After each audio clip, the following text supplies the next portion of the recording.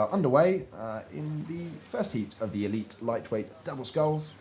Exeter University, Edinburgh University composite on the Berkshire station, and the crew from Winnipeg Rowing Club Canada on the Buckinghamshire station. So our first Canadian crew of the day, and fantastic to see them make the trip. A little bit of info on the Exeter Edinburgh composite. We've got Susanna Duncan and Maddie Arlett. Susanna, silver medalist at the Junior World Championships last year, while Maddie won the lightweight women's pair and lightweight women's double at Bucks Regatta, and I think they are going to be one hell of a crew. I think it's going to be very difficult to stop them, and as we see some fantastic drone shots again, it is the composite crew who have stolen out to about 2 lengths. Some really dodgy steering there from the Canadian crew. I think they have unfortunately collided with the booms there, and that is going to make a recovery nearly impossible against a class crew from Exeter and Edinburgh. Yeah, they're looking wonderfully smooth, aren't they? It's not, well, none of the boats are easy to row, although these ladies are making it look so good.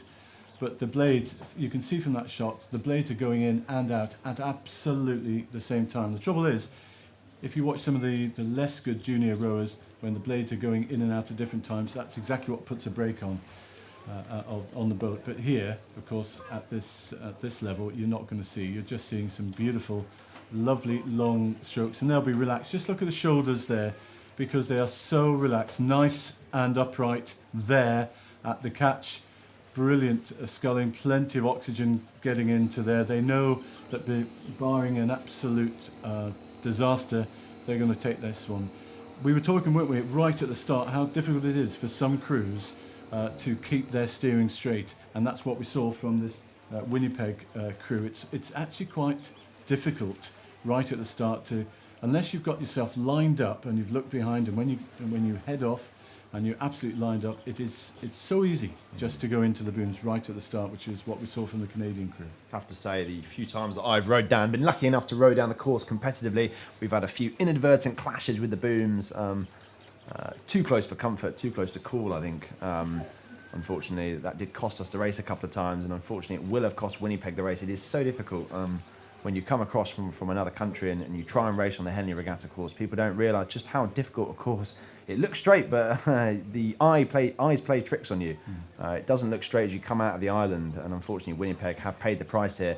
I don't know if they've been able to compete realistically with the Edinburgh-Exeter combination, who are a class apart, I think, unfortunately. Really impressive sculling from both of those girls. They are absolutely the proverbial mile ahead here, and they are taking their rate right down, probably sculling around 23, 24 strokes a minute now, and they're going to win by quite some way. So we'll head back to the start for the next round of the elite lightweight double sculls.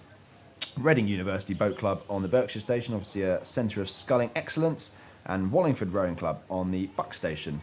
So two sculling centres, two clubs, or a club and a university, who always produce class crews at the top end.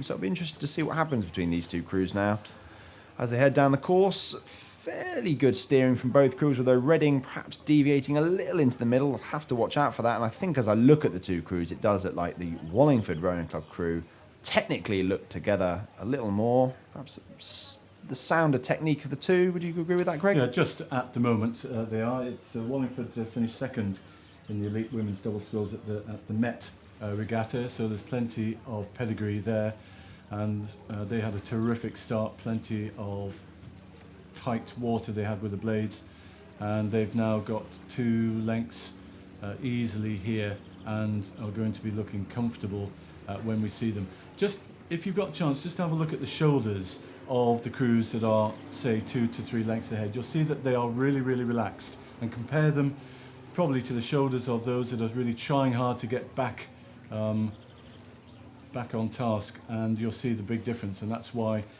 most of the time the crews that are, as we're seeing with Wallingford here, they look so good, is because they are relaxed and everything is working for them, and plenty of water being taken in. And just look at the blades are square when they go in, and they remain square there as they come out.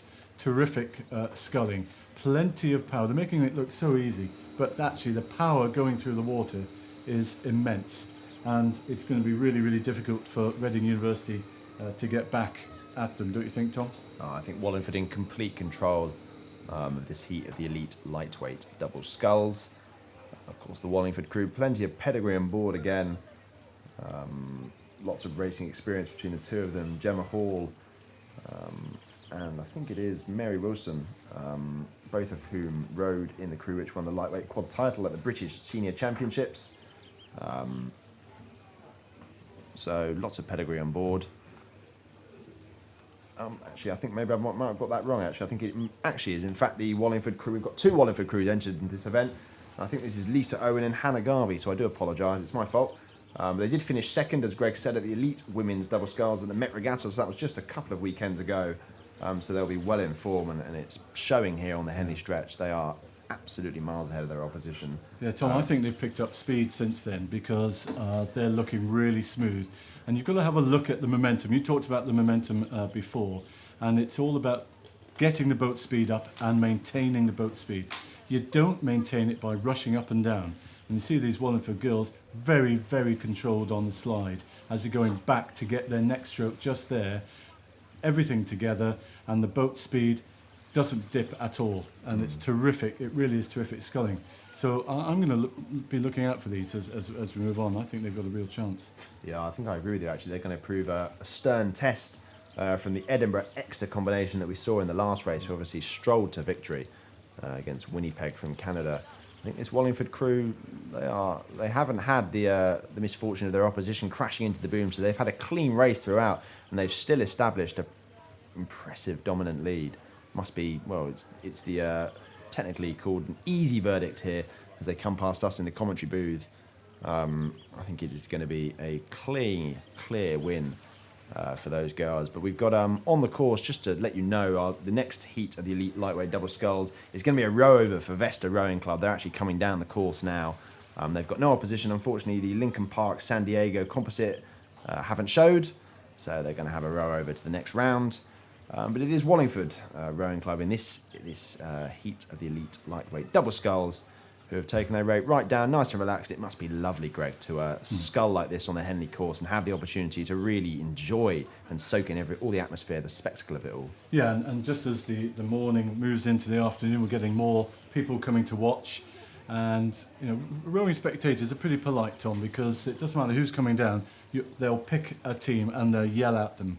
And it's great because when you're rowing, you don't necessarily hear focused calls, but you just hear white noise. And just to get some sort of noise is terrific. And these Wallingford girls really deserve that noise because they're sculling so beautifully. Look at that gap that they've opened out.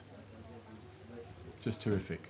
And there's the row over, so no strain for these two girls. So this is the Vesta Rowing Club. A row over means that they have to actually row on the course to get through to the next round. So let's say they flipped, they wouldn't get through to the next round. Seems a bit of a waste of an umpire's launch, Tom, a bit of a shame.